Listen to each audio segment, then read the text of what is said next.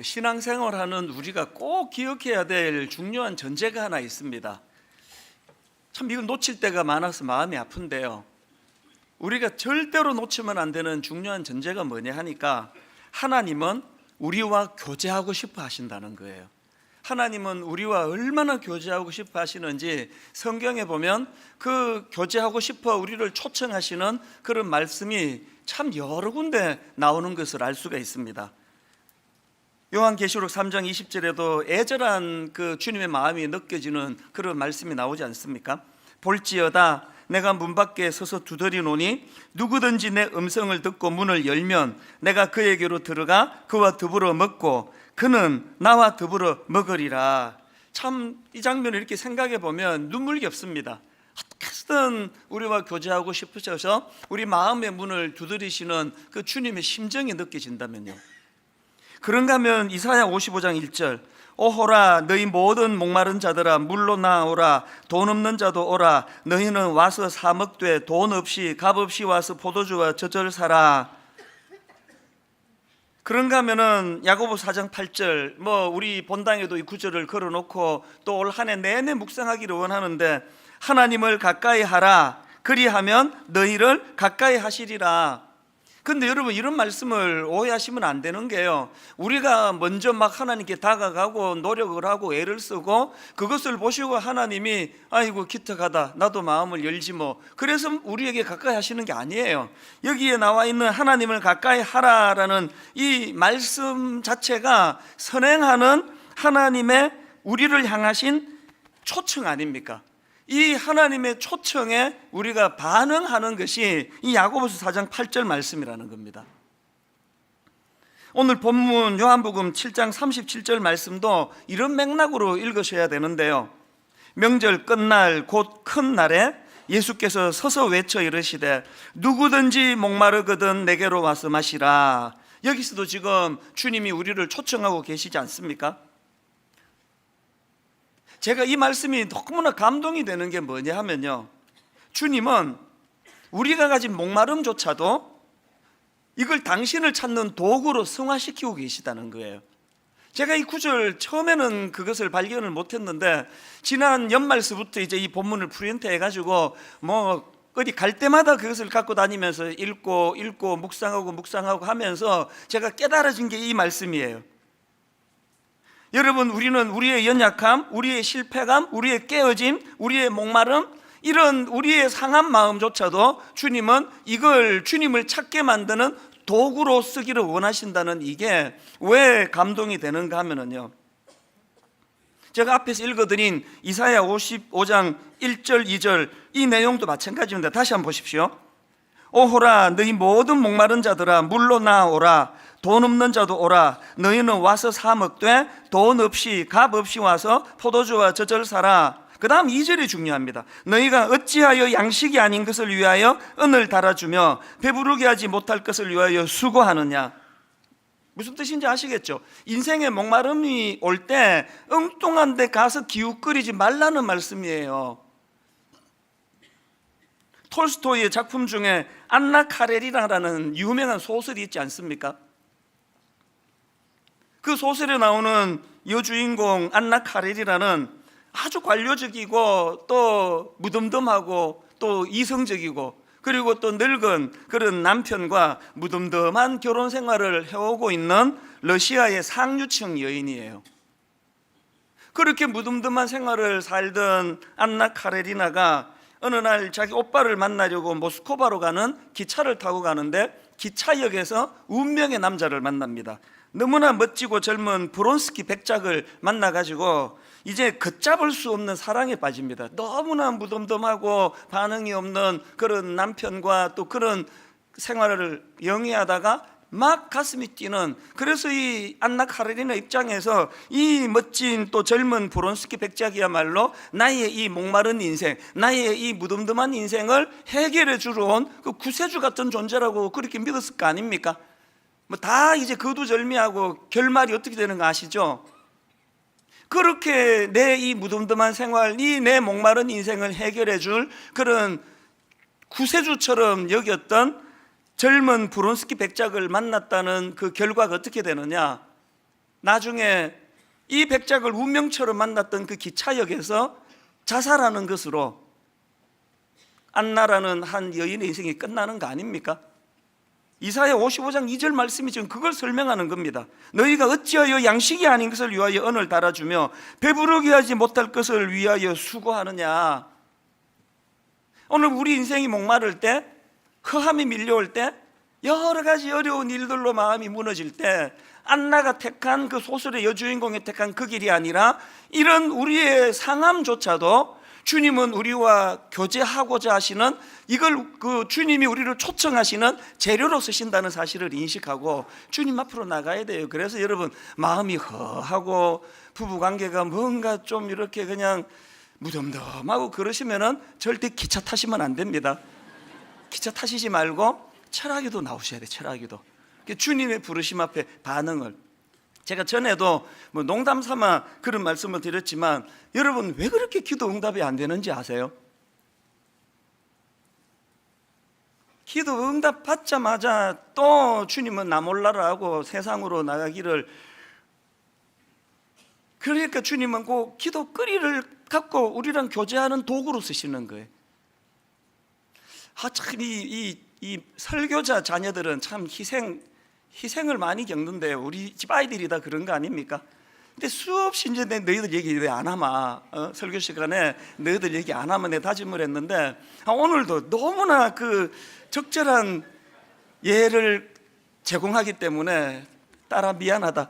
그러나 이거 성도들이 유혹해서 안 할 수가 없습니다. 우리 딸이 이제 삼수를 했잖아요. 이제 마지막 이제 세 번째 시험을 보고 이제 어느 학교에다가 낸 거예요. 내고 나니까요, 이게 왜 얘한테 절박한가 하면 사실은 재수할 때 대학을 합격했습니다. 그래서 뭐 다니면 좋겠는데 자기는 이제 더 큰 꿈이 있으니까 그래서 한 번만 더 기회를 달라는 거예요.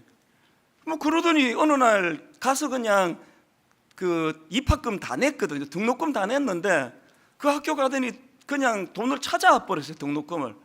그리고 배수의 진을 치고 나는 한 번 더 꿈을 위해서 달려가고 싶습니다. 그래서 이제 삼수를 했는데 내 수없이 다짐했고 이번에 끝이다. 우리 가정에 지금 기둥이 흔들린다. 사수는 없다. 그걸 계속 강조를 해놓으니까 이제 이해로 봐서는 절박한 거예요. 그래서 이제 그 대학교에 지가 원하는 학교 이력서를 내놓고는 그때부터 새벽 기도를 나오기 시작하는 거예요. 그 추운 겨울에 유난히 그때 겨울이 추웠습니다. 그렇게 새벽 기도를 나오고요, 한 번은 막 눈이 엄청나게 와가지고 그렇게 그냥 폭설이 왔는데도 얼마나 믿음이 뜨거운지 옷을 다 입고 그렇게 해가지고 또 새벽 기도를 드리고 그랬어요. 제가 너무 이뻤습니다. 야, 얘가 이게 믿음이 있는 애였구나. 그래서 내가 너무 기뻤는데 그렇게 하고 합격 발표가 떨어지고 그 다음 날부터 새벽 기도를 끊으신 줄 믿으시기 바랍니다. 큰딸 미안하다. 그러나 사실은 이게 그 아이에게 뭐 너무나 수치스러운 얘기가 아닌 게요, 오늘 누가 이 아이에게 돌을 던지겠습니까? 이게 오늘 우리의 모습 아닙니까? 주님은 기도 응답이 잘 이루어지지 않아 끊임없이 주님을 찾아가는 그 과정에서도 그것을 매개로 우리와 교제하기를 원하신다는 이 마음을 우리가 헤아린다면, 그래서 여러분, 우리는 이 주님의 마음을 헤아려서 이제 새해에 꼭 기억해야 될 두 가지를 오늘 본문을 중심으로 나누고 싶은데요, 첫 번째로 뭘 기억해야 됩니까? 영적인 목마름을 회복해야 된다는 겁니다. 영적인 목마름을 회복하지 않은 상태의 신앙생활, 정말 공허한 신앙생활이에요. 뭐 오늘도 그랬지만 지난 주 중에는 뭐 한 3, 4일 미세먼지로 막 얼마나 고통을 겪었습니까? 이게 옛날에는 사만사온이라 그랬는데 요새는 사만사 미세먼지래요. 그 지난주 월요일 날 막 모처럼 이제 그날 몸도 아프고 막 두통도 있고 그래서 집에서 좀 쉬려고 하니까 이미 한 3, 4일 미세먼지로 창문을 못 열어놓으니까 막 집안에 공기부터 너무 탁한데요, 월요일이 막 최악 아니었습니까? 막 화가 나더라고요. 그럼 우리 집사람한테 막 괜히 막 신경질을 내면서 뭐 이런 나라가 다 있냐고. 내가 내가 사명만 아니면 나 벌써 내 우리 엄마 인데 돌아갔다 나 미국으로 갔을 거라고. 뭐 이래가지고 사람이 살 수가 있냐고 막 너무 화가 나더라고요. 지난 월요일은. 그랬는데 여러분, 내가 믿겨지지 않은 기사를 하나 봤습니다. 무슨 내용인가 하니까요, 서울시 초미세먼지 농도가 세제곱미터당 2000년도에 평균 46 마이크로그램에서 2017년도에 25 마이크로그램으로 초미세먼지 농도가 절반 가까이 줄었다는 거예요.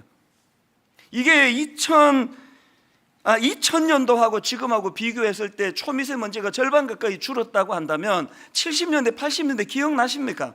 그때 제가 그 지방에 살 때요, 우리 형들이나 선배님들이 서울 갔다 오면 막 무용담처럼 좀 이제 자랑하느라고 하는 이야기죠.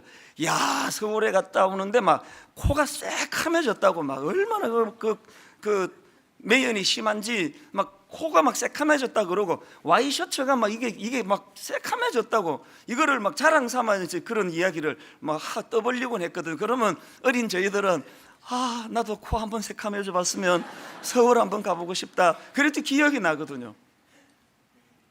이 기사가 맞는 게요, 사실 저희들 70년대 80년대는 영화관 같은 데 가면 막 다 담배를 폈잖아요. 막 그 1시간 반 영화 보는 내내 막 자욱한 담배 연기 속에서 그렇게 지냈고, 버스 타면은 막 온 몸에 한 20-30분 타고 내리면 몸에 옷에 담배 냄새가 배일 정도로 차 안에서도 다 담배를 폈거든. 그런데 그때는 전혀 불만 없었습니다. 아니, 지금 미세먼지 농도가 2000년에 비해서, 초미세먼지 농도가 2000년에 비해서 절반으로 지금 떨어졌다는데 왜 이렇게 지금 저희들은 이 미세먼지 문제에 민감해진 거예요? 왜 그렇습니까? 대답 간단합니다. 자각을 하게 된 거예요. 이게 몸에 생각보다 해롭다는 걸 깨닫게 된 거예요. 월요일 날요, 막 너무 막 짜증나서 창문도 못 열고, 막 집안에는 이미 공기가 너무 탁하고 그래서 막 답답해가지고 내가 창문을 내려다 보니까 진짜 이상한 사람 하나 있더라고. 테니스를 치고 있더라고, 테니스를. 지난 월요일 기억나십니까? 시야도 가릴 정도로 미세먼지, 초미세먼지가 막 수치가 빨간 글씨로 그렇게 도배를 할 정도로 나빴는데, 그 사람은 지금 그냥 제가 그거 보다가 여보 와서 이거 좀 보라고, 세상에 지금 밖에서 테니스 치는 사람이 있네. 그분은 자기가 지금 부지런해서 이렇게 운동도 하고 근육도 자기가 그리고 유산소 운동을 해서 기쁘다 생각하겠지만, 여러분, 격렬한 테니스 치면서 미세먼지, 초미세먼지가 자기 폐 깊은 데까지 얼마나 해로웠겠냐고요. 누구는 창문조차도 못 열어서 답답한 걸 참는데, 어떤 사람은 왜 그렇게 테니스를 치는 용감한 행동을 보입니까? 이게 자각의 문제예요. 신앙생활이 이런 거예요. 교회는요, 부익부 빈익빈 현상의 아주 샘플이 교회예요.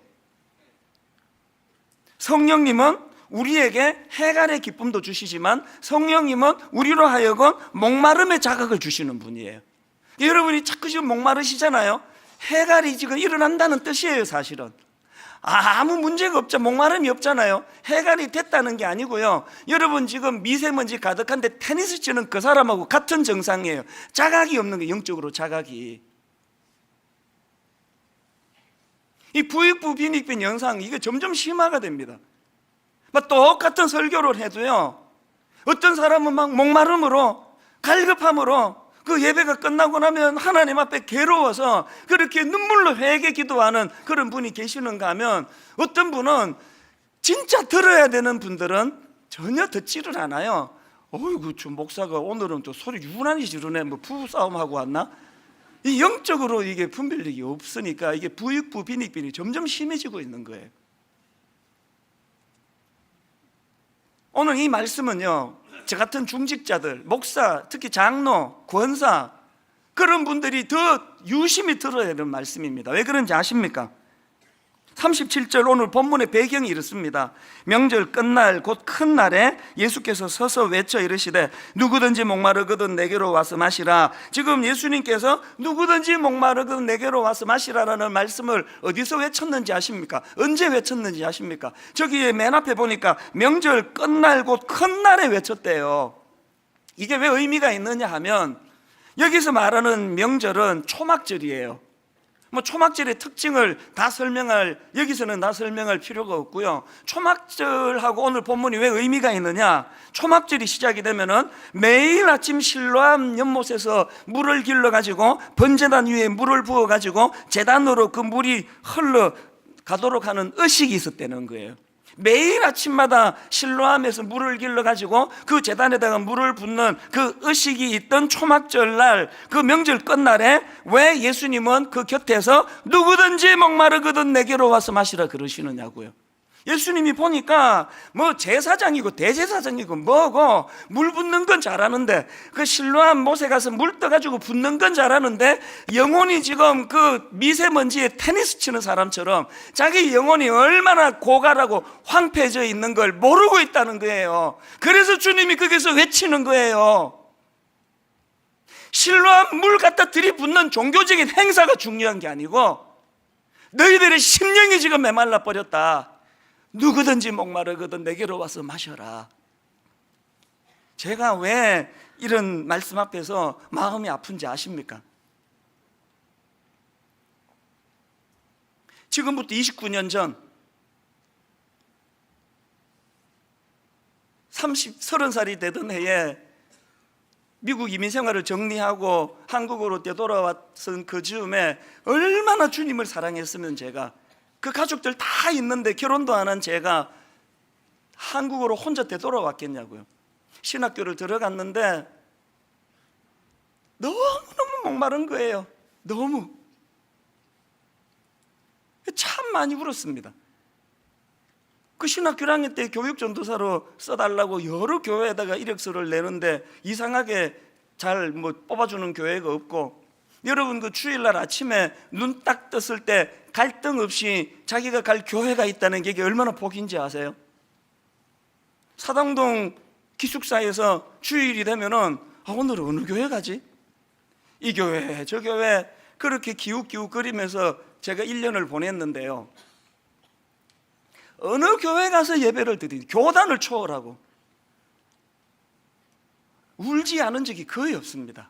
예배가 끝나도 감격이 식지 않아서 그렇게 가슴이 뜨거워, 겉으로 보면은 초라하게 짝이 없는 신학생이지만 써주는 교회도 없어서 무교적에 교적도 없는, 소속된 교회도 없는 그런 초라한 1년을 보냈지만 제 생애에 그때는 잊혀지지 않는 추억이에요. 그렇게 하고 29년이 지난 지금 여러분 다 아시지만 뭐 이제 제가 그렇게 초라한 신학생 아닙니다. 큰 교회 목사 되고 이름도 알려지고 굉장히 예전에 비해서 인간적으로 겉으로 미꾸라지 용된 것 같아요. 그러나 전 이게 슬프다는 거예요. 이게 분명히 내가 신학생 시절에 알아주는 사람 하나도 없던 그 외로운 그 시절에는 목이 말랐거든요. 주님 더 충만히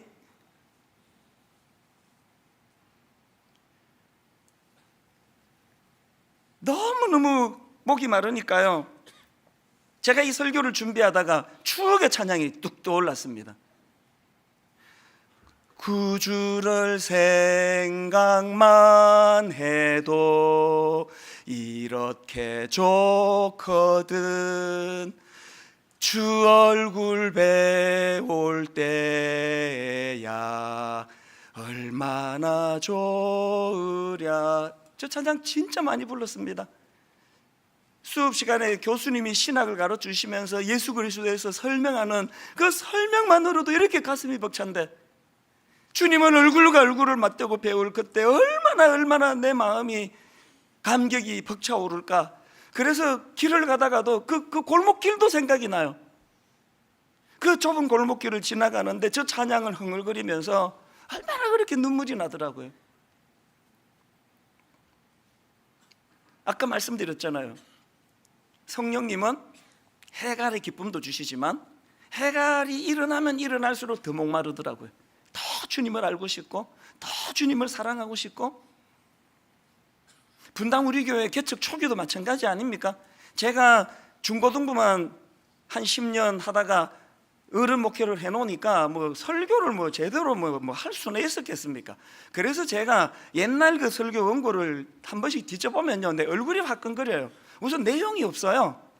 막 얼마나 소리를 많이 질렀는지, 한번 이사하면서, 옛날에 한번 이사하면서 초창기 그 테이프가 나와가지고 짐 챙기면서 테이프를 듣다가 민망해서 중간에 껐습니다. 내용은 하나도 없고 막 계속 막 소리만 지르더라고요. 내 목이 그때 다 나간 것 같아. 아이고, 참 설교 때 이렇게밖에 못했냐고 너무 민망한데요. 정말 신비로운 게 뭔지 아십니까? 저희 교회 초창기 성도인데 이구동성을 하는 얘기가 그때가 그립다는 거예요. 그때 그 예배가 그립다는 거예요. 왜 그렇습니까? 이거는 무슨 강연하는 시간이 아니거든요. 제가 여러분에게 말씀을 드리고 여러분이 제 얘기를 듣는 거로 끝나는 게 아니라, 여기에 그 삼위 하나님이 개입하시는 영적인 행위거든요. 내가 아무리 어설프게 설교를 해도 거기에 뭐가 있었습니까? 그때는 목마름이 있었거든요. 정말 주님을 사랑하고, 그래서 그때는 설교하다가 얼마나 많이 울었는지 몰라요. 제가 설교하다가도 많이 울었습니다. 제가 오늘 본문을 지난 연말서부터 묵상을 하면서 너무너무 사모하는데요, 최근에 어떤 일이 있었냐면은, 여러분 그 팔복을 가지고 만든, 산상수훈의 마태복음 5장에 그 팔복을 가지고 만든 찬양 혹시 아십니까? 심령이 가난한 자는 천국이 저희 것이요, 애통하는 자는 복 있네, 위로를 받을 것이요. 이렇게 팔복을 쭉 노래하는 그 찬양인데요, 맨 끝에 이제 이 팔복을 다 설명하고 이제 이거를 정리하면서 나오는 한마디가 나옵니다. 내게도 주소서, 내가 복을 받기 원하네, 오 내 주여 주소서. 인터넷으로 제가 이거를 그 찬양을 듣는데 마음이 너무 뜨거워지는 거예요. 내게도 주소서, 내게도 주소서. 하나님, 우리 마음 안에 이 심령이 가난한 자, 애통하는 자, 다른 어떤 것을 구하기보다 주님 목마름을 허락해 주시기 원합니다. 내게도 주소서, 내게도 주소서. 그 바깥에 사람들이 뭘 잘 모르고 뭐 자꾸 분당 우리 교회가 뭐 좋은 교회니, 뭐 구제 많이 한다고 좋은 교회입니까? 교회가 뭐 교회가 좋은 교회니 그런데 그분들이 지금 속고 있는 거예요. 담임 목사인 저부터 해가지고 이거 지금 뭐 구성만 갖추고 있는 거 아닙니까? 막 종교 행위, 실로한 못에 가가지고 물 붓는 거 뭐 다 잘하고 있는 거 아닙니까? 예배 순서 하나에 누가 우리 예배에 대해서 시비 걸겠습니까? 구색 다 갖추고 있지만 진짜 여러분 내면에, 제 내면에 목마름이 없다면, 갈증이 느껴지지 않는다면 이건 하나의 종교 행위지 하나님이 원하신 예배 아닙니다. 여러분, 오늘 우리 예배를 드리고 계시는 현장에서 주님이 안타깝게 목마른 자들은 다 내게로 오라, 그렇게 외치시는 탄식이 들려지지 않으세요? 이거 회복해야 돼요. 사람들이 뭐라고 평가하는 그건 겉만 보고 하는 이야기고, 하나님 올 한 해 내내 저에게 이 목마름을 허락해 주시기 바랍니다. 미세먼지가 사실 옛날보다 뭐 절반의 절반으로 뚝 떨어졌는데도 막 이렇게 호들갑을 떨면서 마스크 쓰고 막 벌벌 떠는 거, 그게 자각이 일어났다고 그렇다면 영적으로도 주님 앞에 아버지, 죄 짓는 문제, 회개하는 문제, 사람을 상대하는 문제, 누가 뭐라고 둔하게 살아가든 말든 나는 이 문제를 정확하게 알고, 그래서 올 한 해 내내 우리가 이 목마름을 구해야 돼요. 요한복음 4장에 나오는 수가성 여인 아시잖아요. 가정이 깨지고 어떻게든 해보겠다고 또 다른 남편 만나는데 또 깨지고, 또 다른 남편 만나는데 또 깨지고, 그래가지고 진짜 인생의 목마름을 가지고 있는 여인이 수가성 여인 아닙니까? 그 과정에서 깊이 그 상처를 가지고 인생의 목마름을 가지고 신음하고 있던 여인을 주님이 찾아가시지 않습니까? 그래서 요한복음 4장 13절에 보니까 예수께서 대답하여 이르시되 이 물을 마시는 자마다 다시 목마르려니와 내가 주는 물을 마시는 자는 영원히 목마르지 아니하리니 내가 주는 물은 그 속에서 영생하도록 솟아나는 샘물이 되니라. 주님의 그 선포 앞에 그 여인의 반응을 한번 보십시오. 그 다음 15절, 여자가 이르되 주여 그런 물을 내게 주사, 주여 그런 물을 내게 주사. 목마르지도 않고 또 여기 물길로 오지도 않게 하옵소서. 안나 카레리나라고 하는 그 톨스토이 소설에 나오는 그 여자처럼 인생의 목마름을 기차역에서 만난 어떤 외간 남자, 멋지게 생긴 그 남자에게 빠져가지고 자살로 인생을 끝나는 그 길로 가는 것들이 한 길이 있다면, 오늘 주님은 우리의 목마름을 깨우쳐 주시기를 원하고 그 목마름을 통해서 주여 내게도 그 물을 주시기 원합니다. 올 한 해 내내 정말 영적인 목마름을 회복시켜달라고. 왜? 나는 지금 성령의 충만함으로 해갈됐습니다. 그건 목마름이 뭔지 모른다는 뜻이에요. 성령님은 해갈의 기쁨도 주시지만 더 목마름을 깨닫게 하시기 때문에 성령의 해갈이 일어나면 일어날수록 목마름이 더 커지는 거예요. 그런가 하면 두 번째로 뭘 하나 더 기억해야 되느냐, 영적인 목마름을 회복하는 것도 중요하지만 둘째, 그 영적인 목마름이 자각될 때 성령님을 의지해야 된다는 겁니다. 여러분, 오늘 본문의 이 흐름을 보면 약간 조금 좀 갸우뚱거려지는 부분이 하나 있습니다. 이해가 잘 안 되는, 얼핏 보기에. 이 흐름을 한번 보십시오. 37절에서 주님이 초청하십니다. 명절 끝날 곧 큰 날에 예수께서 서서 외쳐 이르시되 누구든지 목마르거든 내게로 와서 마시라. 주님이 지금 내게로 오라고 초청을 하시거든요. 근데 그 다음 말씀이 연결이 좀 이상한 거 아닙니까? 38절을 보세요. 나를 믿는 자는 성경에 이른과 같이 그 배에서 생수의 강이 흘러나오리라 하시니, 이게 누구를 설명한 거냐? 39절, 이는 그를 믿는 자들이 받을 성령을 가리켜 말씀하신 것이라. 지금 예수님이 내게로 와라 그랬으면 나는 이런 사람, 이런 구세주라고 그 당신을 설명해야 되는 거 아닙니까? 그 내게로 오라 그리고 지금 성령님을 설명하고 계시다는 거예요. 이 본문에서 그런 느낌 가져본 적 없습니까? 내게로 오라 그러셨으면 내 특징은 말이야 쭉 그렇게 설명을 해야 되는데 왜 성령님을 설명하느냐고. 왜 그러냐고요? 바로 이 문제 제기에 대한 답이 고린도전서 12장 3절에 있습니다. 성령으로 아니하고는 누구든지 예수를 주시라 할 수 없느니라. 왜 예수님이 내게로 오라 하시면서 성령님을 소개하십니까? 성령님은요, 우리에게 여러 가지 좋은 것들을 많이 주시고, 우리가 주로 성령님의 그 속성을 붙드는 건 그 별책 부록 같은, 사실은 그거 별로 중요하지도 않은 거 붙드는데요. 잘 들으세요. 성령님이 우리에게 주시는 진짜 중요한 사역은요, 성령님의 역할은 우리를 예수님께로 인도하시는 역할이에요. 그래서 성령님을 막 너무 사랑하시는데 예수님에게 관심이 없어. 그 병든 신앙이에요. 또 맨날 마냥 십자가 복음 외치는데 막 성령님에 대해서는 막 알레르기 반응을 보여. 그 병든 신앙이에요. 성령님과 예수 그리스도는 뗄 수 없는 거예요. 내 성령이 충만하면 그게 지금 내가 십자가 가까이 가 있다는 뜻이고요. 내가 너무나 주님을 사랑하고 주님에 대한 해갈의 기쁨이 있지만 목마름이 더 커진다면 그건 이미 내게 성령이 충만히 역사한다는 뜻이에요. 아까 제가 그 신학생 시절에 구주를 생각만 해도 이렇게 좋거든, 주 얼굴 배울 때야 얼마나 좋으랴, 그 찬양을 부르면서 골목길에 눈물을 줄줄 흘리며 간다는 말은 아까 내가 생략했지만 그때는 내가 성령 충만했다는 뜻이에요. 왜 그렇습니까? 성령 충만 없이는 그런 게 안 나옵니다. 제가 지난주에 그 맹인 바디메오 그 인물에 대해 가지고 설교하면서 우리도 바디메오처럼 마음에 뚜렷한 삶의 목표가 있어야 된다고 설교했더니 바로 그날 어떤 분이 홈페이지에 글을 올리셨어요. 글 제목이 소망이 무엇인지 물으신다면, 그 바디메오 설교를 듣고 이제 글을 쓰신 거예요. 내용을 한번 들어보세요. 오늘 말씀 첫 시작에서 목사님의 질문을 들으면서 가장 먼저 떠오른 내 소망은 하나님과의 연합, 하나님 임재 안에서 기쁘게 살아가기, 바로 이런 것들이 떠올랐습니다. 제게 이 꿈이 있기에 이번에 일을 통해서도 빠르게 하나님을 바라보았습니다.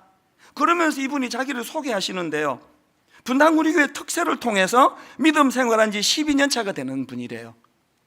이게 모태신앙 자기 소개한 게 약간 좀 다른 거 아닙니까? 그냥 나 예수 믿은 지 12년 차입니다 이렇게 이야기해야 되는데, 분당 우리 교회에서 특세에서 은혜 받은 지 12년 되는, 뭘 이야기합니까? 그리고 이분이 그 다음 글에서 그 말씀에 대한 갈급함을 어떻게 쭉 피력하는가 들어보십시오.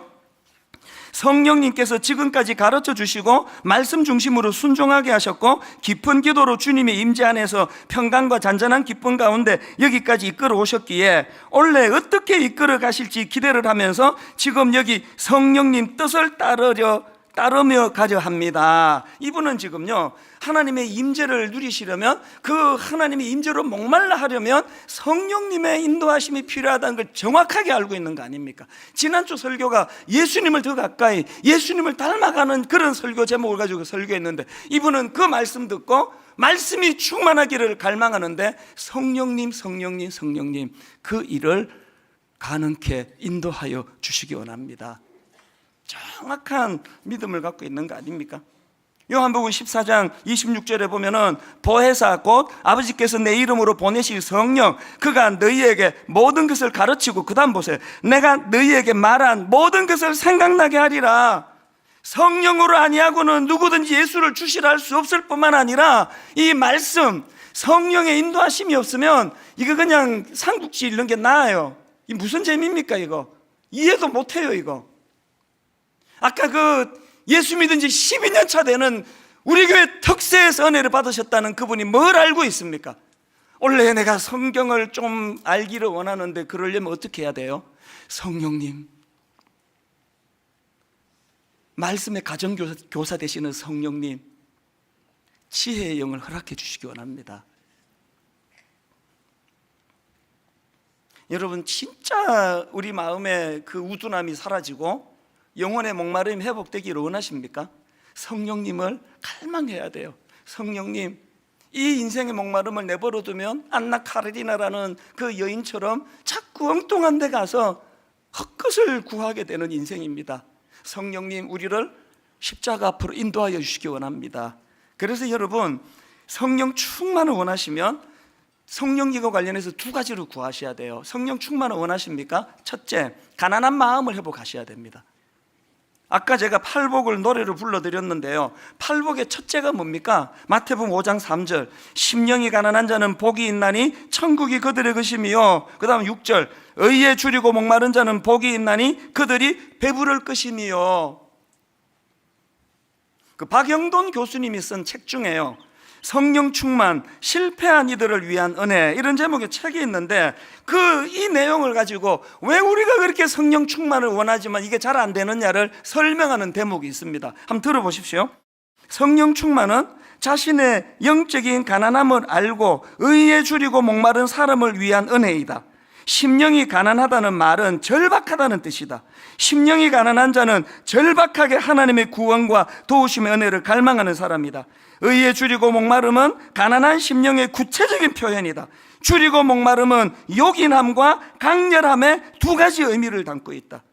성령 충만을 정말로 원하신다면 이 갈급함, 내 영혼의 가난한 현실을 자각하는 거예요. 내가 얼마나 겉은 부유하지만, 무슨 큰 교회 목사랍시고 거들먹거리고 있지만 네 영혼이 얼마나 지금 목말라 있는지를 자각하게 되는 그 자각에서부터 성령님을 사모하게 된다는 겁니다. 여러분에게 이 가난한 마음 있습니까? 오늘 또 강조합니다. 뭐하러 장로 되셨어요? 뭐하러 권사 돼가지고 그렇게 마음이 부유해지셨냐고요? 그까지 다 내려놓고 하나님 앞에 벌거벗은 단독자로서, 아버지, 저는 가난한 마음으로 주님 은혜를 구합니다. 성령님 불쌍히 여겨 주시기 원합니다. 그런가 하면 두 번째로 성령 충만 원하시면 성령님을 인격적인 존재로 대하는 태도를 가지셔야 돼요. 우리가 가장 나쁜 못된 짓이 그거예요. 성령님을 인격적으로 보지 않고 뭘 주시는 겁나와라 뚝딱, 은나와라 뚝딱, 요술 방망이로 생각하는 거, 그게 아주 악한 태도예요. 성령님을 그분이 주시는 그 무엇이 아니라 그분 자체를 존귀히 여기며 그분을 너무나 사랑하는, 그분은 적극적으로 우대해 드리는 태도. 저한테요, 딱 주일이 지나면은 메일을 보내주는 그 대학생이 하나 있습니다. 그 참 고마운 사람이에요. 주일 예배가 끝나고 나면 월요일 날 짧지도 않아요, 장문의 메일을 보내줍니다. 그러면서 자기가 참 꿈이 있고 목표가 있고 학교도 좋은 학교를 다녀요. 그 꿈이 있는데, 목사님 오늘은 목사님 이 설교를 듣고 제가 이렇게 힘을 얻었습니다. 목사님 또 그 다음에 또 이런 은혜를 받았습니다. 사실 저한테 이 메일이 쏟아져 들어오기 때문에요, 답을 잘 못합니다. 한 10통 20통 오면은 그것도 짧게 답을 할까 말까 하는데, 이 형제는 막 지속적으로 저한테 그렇게 메일을 보내요. 그런데 놀라운 일이 일어났습니다. 이 사람이 저한테 목사님 내 이름 좀 기억해 주세요, 많은 사람이라서 어렵겠지만 저를 꼭 기억해 주세요, 그러면 한마디도 한 적이 없는데요, 어느 날 보니까 그 형제가 내 마음에 자리를 잡았어요. 어떤 날 월요일 날 메일이 안 오면 기다려져요. 아프나? 오늘 은혜가 잘 안 됐나? 각 마음이 가요. 만나본 적도 없거든요. 왜 이런 일이 일어난다고요? 모든 인격자는요, 자기에게 관심을 갖고 자기를 격려해주고 자기 존재를 인정해주는 그 사람에게 마음이 가는 거거든요. 한국교회 그 성도님들이 모르는 게 있습니다. 권사님 두 분이 이제 길 가다가 저를 만나요. 한 권사님이 이렇게 말합니다. 아이고, 목사님 말씀이 너무 좋아가지고 요새 내가 은혜를 많이 받습니다. 그러면 옆에 권사님이 이렇게 대답하세요. 박 권사, 그런 소리 하지 마, 목사님 교만해져. 그 옆에 있는 권사님이 뭘 모르는지 아세요?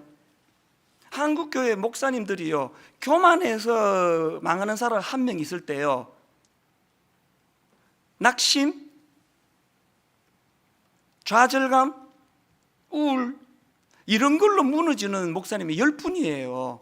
사실 저는 그 옆에 권사님 말씀이 맞아요. 저한테는 칭찬 안 해주셔도 돼요. 그러나 이 설교 인터넷으로 다른 교회 분들 많이 들으시잖아요. 다른 교회 분들 잘 들어보세요.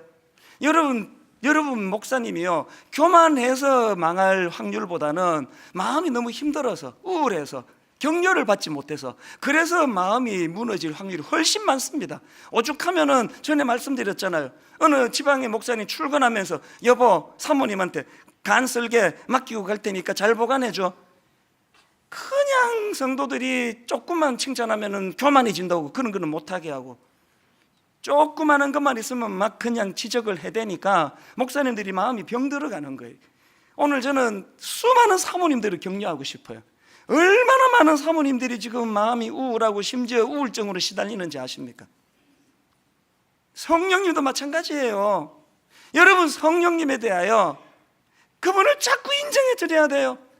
저는 길 가면서도 많이 해요. 누구 상담하고 나면 혼자 독백합니다. 세상에 하나님, 이 성령님이 이 우둔한 저 같은 입술을 통해서 어떻게 이렇게 지혜로운 권면이 가능했겠습니까? 이것을 허락하신 분이 성령님인 줄 믿습니다. 우리 성령님 정말 멋지십니다. 속으로만 생각 안 해요. 자꾸 표현을 해요. 왜? 성령님하고 저하고 공통점, 인격을 가지고 계세요. 여러분, 성령 충만 원하십니까? 성령님을 인정해 드리세요. 그분을 찬양해 보세요. 결론을 이렇게 맺기 원합니다. 첫째, 영적인 목마름을 회복하기를 이번 한 해 내내 소원을 두십시오. 둘째, 영적인 목마름이 있을 때 성령님을 더 의지하기 원합니다. 내 자아는 죽고 성령님 나를 이끌어 주셔서 우리로 주님 앞으로, 십자가 앞으로 복음으로 인도하여 주시옵소서. 이 두 가지 제목을 올 한 해 내내 사모하며 기도 제목으로 삼는 복된 여러분, 또 제가 되기를 주님 이름으로 축원합니다. 오늘 이 말씀을 기억하시면서 아까 말씀드렸던 그 우물가의 여인, 우리들의 찬양 465번입니다. 우리 찬양 가사를 기억하시면서 함께 찬양하기 원합니다. 우물가의 여인처럼 난 구했네. 우물가의 여인처럼 난 구했네. 뭘 구했습니까? 헛되고 헛된 것들을 주님이 초청하십니다. 그때 주님 하신 말씀, 주님 하신 말씀 내 세매와 생수를 마셔라. 다시 한번 고백하십니다. 우물가의 여인처럼 난 구했네. 뭘 구했습니까? 헛되고 헛된 것들은 그때 주님 하신 말씀, 내 세매와 생수를 마셔라. 목마름을 가지고 주님을 찬양합니다. 오 주님 채우소서. 나의 잔을 높이 듭니다. 하늘 양식 내게 채워주소서. 넘치도록 채워주소서. 많고 많은 사람들이 찾았었네. 뭘 찾았습니까? 헛되고 헛된 것들은 주 안에 감추인 법에 세상 것과 난 비길 수 없네. 목마름으로 주님을 찬양합니다. 오 주님 채우소서.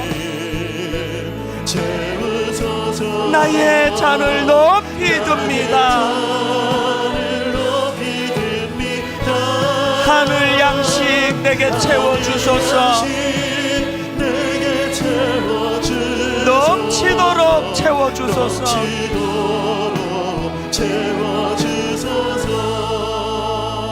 이제 여러분 새해가 밝았나 하니까 지금 2월 가까이 다가가고 있습니다.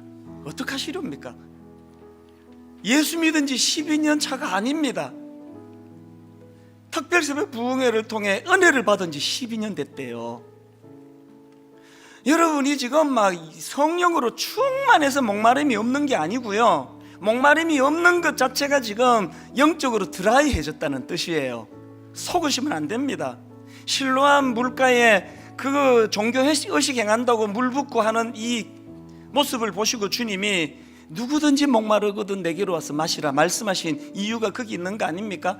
저처럼 목회한 29년 차 되는 이런 사람이 가장 위험하고요, 장로 된 지 오래되신 분, 권사 되신 지 오래되신 분, 종교 행위가 너무 익숙하신 분, 몸에 착착 맞는 것처럼 그냥 용어가 툭툭 튀어나오시는 분, 말 끝에 주여 주여 달고 사시는 분, 그게 여러분이 심령의 고백인지를 돌아보셔야 합니다. 주님이 보시기에는 아이고 언제부터 네가 그런 영적인 불감증에 빠져가지고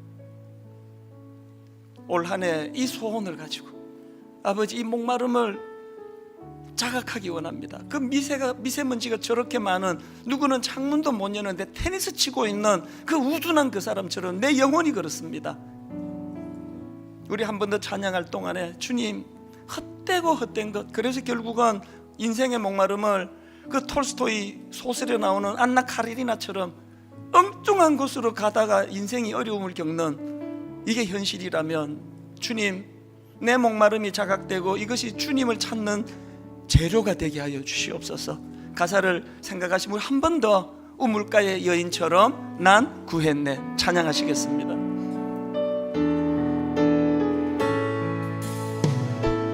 우물가의 여인처럼 난 구했네. 헛되고 헛된 것들은 이것이 자각되기를 원합니다. 그때 주님 하신 말씀, 내 세매와 생수를 마셔라. 오 주님 채우소서. 내 인생의 목마름, 나의 잔을 높이 듭니다. 하늘 양식 내게 채워주소서. 넘치도록 채워주소서. 오 주님 채우소서.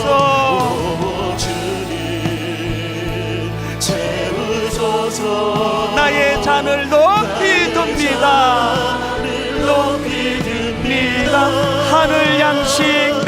채워주소서.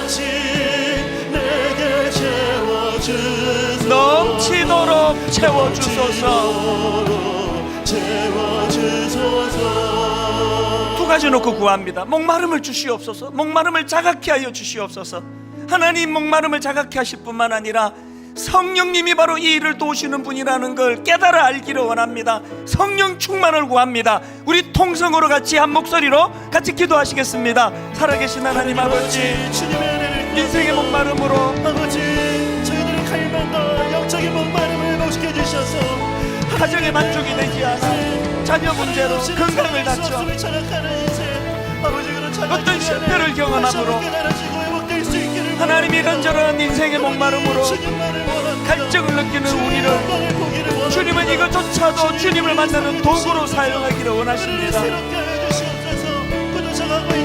우리 인생의 목마름을 하나님 아버지 엉뚱한 곳을 기웃거리는 그런 잘못된 결정으로 가지 않도록 도와주시고, 아버지, 우리 인생의 목마름을 주님을 찾고 주님을 나게 했으며 주님 앞으로 나아가는 도구가 되게 하여 주시옵소서.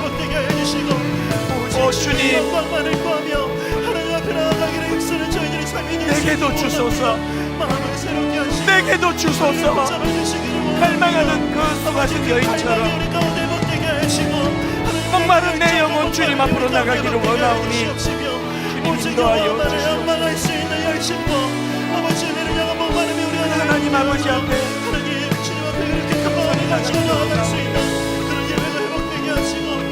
계속 기도하시고 계속 기도하시고 그 소가성 여인처럼 노래합니다. 오 주님 채우소서. 오 주님 채우소서. 나의 잔을 높이 듭니다. 하늘 양식 내게 채워주소서. 넘치도록 채워주소서. 목마른 나의 영혼 주를 부르니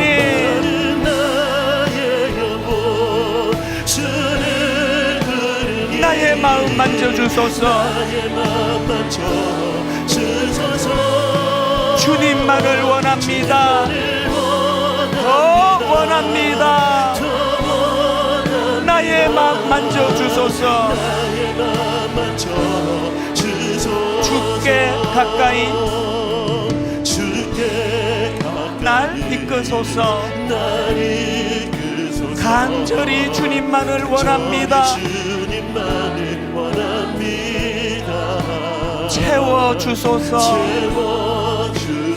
주의 사랑을 진정한 찬양 드릴 수 있도록 우리 다 자리에서 일어나셔서 다시 한번 주께 가까이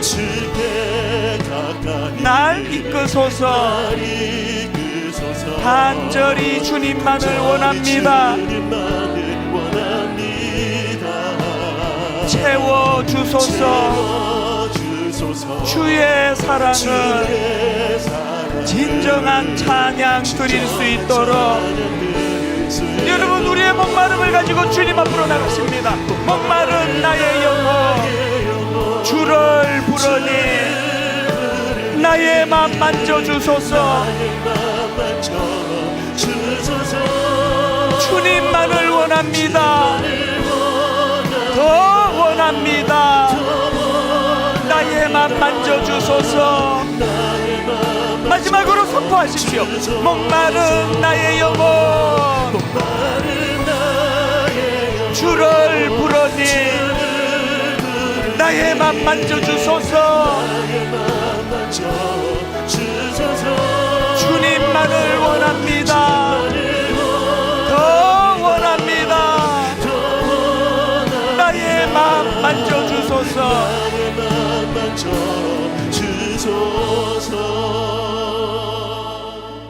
나를 사랑하는 자들이 나의 사랑을 입으며 나를 간절히 찾는 자가 나를 만날 것이니라. 하나님이 말씀을 의지하여 이번 한 주간 동안도 목마름이 회복되고 그 갈증을 가지고 은혜를 구할 때 성령님께서 해갈해 주시는, 예수 그리스도 앞으로 인도해 주시는 놀라운 일들이 이번 한 주간 내내 일어나게 인도하여 주시옵소서.